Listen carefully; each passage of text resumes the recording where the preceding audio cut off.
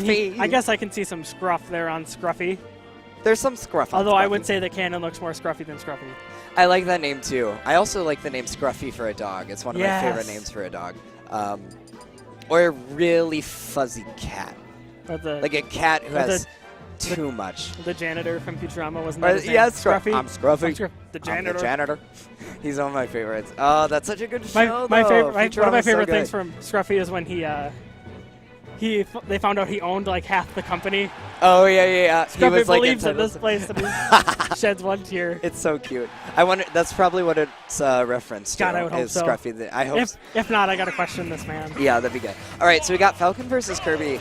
Now, at first glance, I feel like a lot of people would put this in Falcon's favor, but I argue it's actually good for Kirby. Yeah, plus with Falcon trying to get out of his grabs, I think if CaNon uses crouch, plus these combo bait. Yeah, that's exactly the reason. Falcon is super susceptible to close range combos. Yeah, he's the perfect weight for it, and when you get him off stage too, Kirby can kind of have his way with him. Kirby has Falcon has a very linear recovery. Thus, Kirby's down air is a great answer to it, and because of the reach it has, it can gimp Falcon really well at low percent. Off stage too.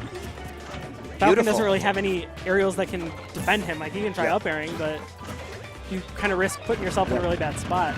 CaNon not taking any damage yet. He is owning this right now. He's doing so well. CaNon, I have to commend this guy's patience right now. You see, he's using a lot of short hops. He's using a lot of retreats as a way to just kind of wait for Scruffy to throw out an option. But he's getting a little too confident, I think. Yeah.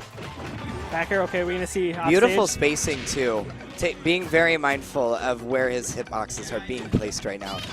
And again, with the patience, jumping just enough and coming down with an air as soon as he saw Scruffy drop his shield. Up throw's not quite going to do it. It seems like Scruffy's really trying to use Falcon's jab to kind of get through a lot of Kirby's moves, but CaNon's just going over it. Yes. So Scruffy's going to have to find something else.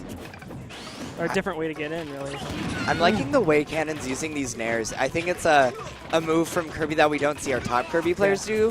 And I don't think they do it enough because I love Kirby's nair in this game. It actually has weird amount of knockback that's really good as a get-off-me option. And its hitbox is pretty meaty, too. Right. So you try to shield it and maybe, like, you try to go in for a punish, but you don't always get something out of it. But the thing is here, CaNon, wow, eats a forward smash, dies at 78, and that's the thing, you can't be too patient with Falcon when he's at this percent, because he gets so much rage, and then it's suddenly like, you give him momentum, and Captain Falcon's a very momentum-based character. Especially when he gets those big hits. Yes. It's just easy for stuff to kind of pile on like that. It's a psychological thing, too, and that's why we see a lot of competitive Falcons, because as soon as you land a really big hit, you just turn the tide, and that's so good for your mentality. Yeah, CaNon looking like Sheik a lot here because he's doing so well in the early stock, but he's had a little bit of a trouble ending those stocks. I'd like to see CaNon adapt and go for maybe a hard read or a hard punish very soon here, just so we don't see a repeat of stock one. Yeah. I think Scruffy, too, is trying to take a more reactionary approach in this matchup, too, now that after going in and trying to stop Kirby in his tracks, he's just trying to react to everything that Kirby's doing now. And it started doing well for him in that first stock where he took the first one. Ooh. Beautiful. That was, I like to see, an empty hop into turnaround forward smash. Great mix-up by CaNon. It looked like Scruffy thought that he had CaNon on the back foot a little bit, but I don't know if that was a hub cancel or something. It might have been a misspacing of some sort. But it was a great answer by CaNon. And, Scruffy did do a really good job. He had a huge deficit, and he was bringing it back a little bit. Both stocks, I think he just has to improve his early game because... I agree. You see characters all the time on streams all over the country where, Sheiks and Diddies, they're just piling on damage all over the place. And then they get hit by a raw F smash. Yeah, and rage just is kind of the mechanic that's set out to maybe balance them a little bit. Exactly. In practice anyway. So I don't know if Scruffy is thinking of a stage to go to.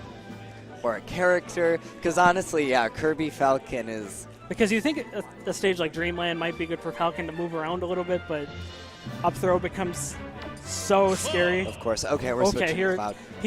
I like the switch. Scruffy reached deep down into his pockets, picked out his favorite protagonist from Final Fantasy VII. Scruffy's got those cargo pants with all these pockets. Yes. That was good. Anime. That was good. All right. All right, going into game 2. Town and City, I like that pick. Honestly, because Kirby's up throw isn't super prominent, because besides up throw, Kirby doesn't really have vertical kill power. Cloud does. Cloud does up air and up smash. Oh, that was... That's scaring me. I think CaNon kind of missed a bit of an opportunity there to take an early stock, but... The big thing for CaNon is he's going to be looking for those gimps. Yes. So Scruffy has to be so smart about his recovery. Ooh. Got limit on deck. He's got to be more patient with the limit. We're gonna find out what kind of Cloud Scruffy is. Ooh. Yep. And that is something I do see too many Clouds do, is that they're not smart enough with their limit. You start to see what kind of Clouds people have too, because he's very basic, but there's a lot of different ways to play him. And ooh, basic calling Cloud out. Let's go. you know what I mean. Yeah, of course. This toolkit's very easy to use, so it's like it kind of allows you to be a little more creative. Beautiful forward smash. Yes. And CaNon running away, looking even better than the Falcon, despite I saying this being a much better matchup for Scruffy. Yes. We're not seeing a lot of raising the roof from Scruffy. Is that the up air? Yes. That's fun. Nice down tilt conversion into up B. Very smart by CaNon, mixing up his combos. And this could be it. Yeah, this is it. Oh, no, it's not. He had his jump. Okay, good job by Scruffy conserving that jump. Trying to do so far is he's trying to stick towards the edge, because he's trying to take advantage of that recovery. And when at lower levels like this, that's a more viable strategy. But some Clouds will just go to center stage and make you get him there. Yeah. And now we see CaNon just totally playing the stage right now. Yeah. He looks in total control. That was a misinput. That had to be. That's it. He doesn't have a jump. That's it. All right. And that's all you need. If he hadn't used that limit earlier, I don't know. It looked like an accident. Like he was kind of trying to charge it, intermittently, but just wasn't meant to be. And also, a lot of people do the stroke a lot. Might be a little old, but we have to recognize that CaNon had the magic percent. The magic percent, the Arizona percent. Shoutouts to the Southwest. Boom.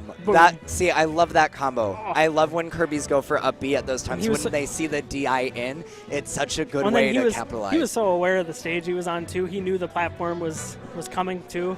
Yeah. All right, now we got Kirby Butter versus